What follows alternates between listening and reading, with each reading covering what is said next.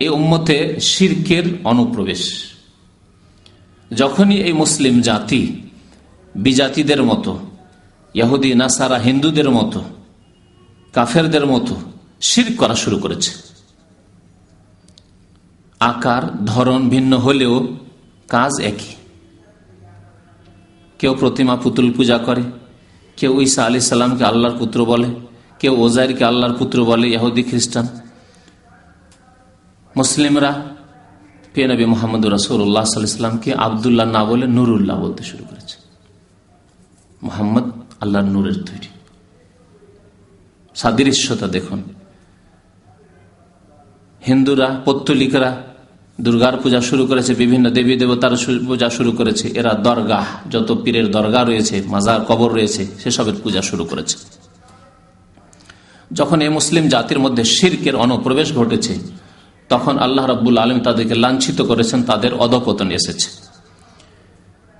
মহান আল্লাহ রাব্বুল আলামিন একটি আয়াতে ইরশাদ করেছেন, আল্লাযীনা আমানু ওয়া লাম ইয়ালবিসু ঈমানাহুম বিযুলম, যারা ঈমান নিয়ে এসেছে, মুমিন হয়েছে।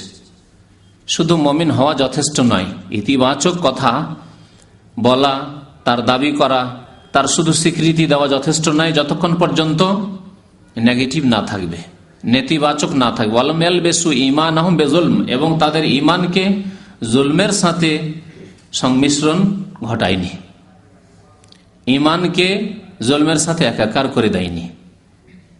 এই আয়াত যখন নাজিল হলো, সাহাবায়ে কেরামদের কয়েকজন পেরেশান হয়ে পড়লেন যে আইয়ুনা লাম ইয়াজলিম নাফসা। আল্লাহ বলছেন যারা ঈমান নিয়ে এসেছে, মুমিন মুসলিম হয়েছে, তারপরে জুলুম করেনি, তাদেরই মুক্তি রয়েছে, তাদের জন্য নিরাপত্তা রয়েছে, আর তারাই হচ্ছে হেদায়াত প্রাপ্ত। উলাইকা লাহুমুল আমন, তাদের জন্য রয়েছে নিরাপত্তা, তারা নিরাপদ, তারাই সম্মানিত। অধঃপতন থেকে, লাঞ্ছনা থেকে, জিল্লত থেকে, গোলামি থেকে, সমস্ত রকমের দুনিয়া এবং আখেরাতের বালা মুসিবত বিপদ আপদ থেকে নিরাপদ।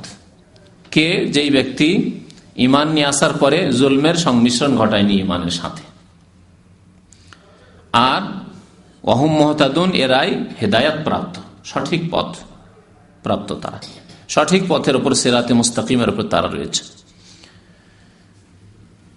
সাহাবারা জিজ্ঞাসা করলেন নবী করিম সাল্লাল্লাহু আলাইহি সাল্লামকে, যে ইয়া রাসূলুল্লাহ, আমাদের সবাই তো জালেম, কারণ জুলম বিভিন্ন প্রকারের। এক হচ্ছে সবচেয়ে বড় জুলম, আর এক হচ্ছে মানুষের জুলম, নিজের উপর জুলম, তা হচ্ছে বিভিন্ন রকমের গুনার দ্বারা নিজের উপর জুলম করা। আর তৃতীয় প্রকার জুলম হচ্ছে যে একের অন্যের উপর জুলম, অত্যাচার, বান্দার হকের ক্ষেত্রে জুলম।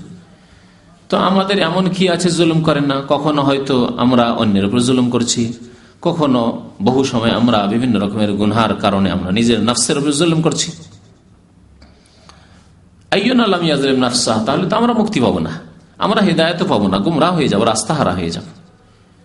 নবী করিম সাল্লাল্লাহু আলাইহি ওয়াসাল্লাম বলেন, আলাম তাসমা কাওলাল আবদিস সালেহ লোকমান, তোমরা কি শোনোনি সৎ বান্দা আল্লাহর লোকমানের কথা?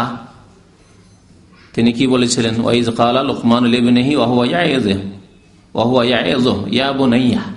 লোকমান হাকিম উপদেশ দিচ্ছেন, ওয়াজ করছেন ছেলেকে, ওয়া হুয়া ইয়াইযুহু ইয়া বুনাইয়া, হে প্রিয় সন্তান, লা তুশরিক বিল্লাহ, আল্লাহর সাথে শিরক করিও না, ইন্নাশ শিরকা লাযুলমুন আযীম। এই আয়াতকে তোমরা শোনোনি? তাহলে বোঝা যাচ্ছে যে এই আয়াতের আল্লাযীনা আমানু ওয়া লাম ইয়ালবিসু ঈমানাহুম বিযুলমিনের আগে লোকমান হাকিমের যে বাণী, সূরা লোকমানের আয়াতগুলি নাযিল হয়েছে, তোমরা কি তা শোনোনি? সেখানে আল্লাহ রাব্বুল আলামিন জুলম বলেছেন। হ্যাঁ, কোন গুনাহকে? ইন্নাশ শিরকা লাযুলমুন আযীম, নিশ্চয় শিরক হচ্ছে সবচেয়ে বড় জুলম।